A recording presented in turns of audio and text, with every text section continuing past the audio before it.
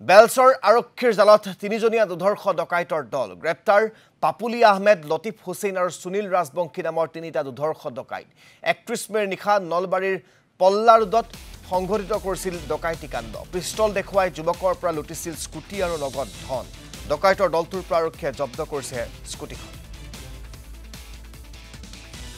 পৰা মই আহি আছিল মোৰ ঘৰলৈ মোৰ ঘৰ বনগা ফাগৰিচুপাত মোৰ ঘৰ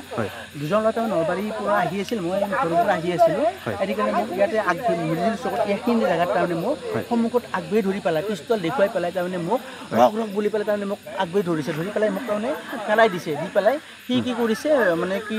দুজন ল'ৰা আহিছে বাইকত মোক কি কৰিছে পেলাই দি পেলাই পিষ্টল দেখুৱাই পেলাই মোৰ স্কুটিখন সিহঁতে লৈ পেলাই গুচি গৈছে মোৰ নলবাৰীৰ মুখে মোক লৈ পেলাই গুচি গৈছে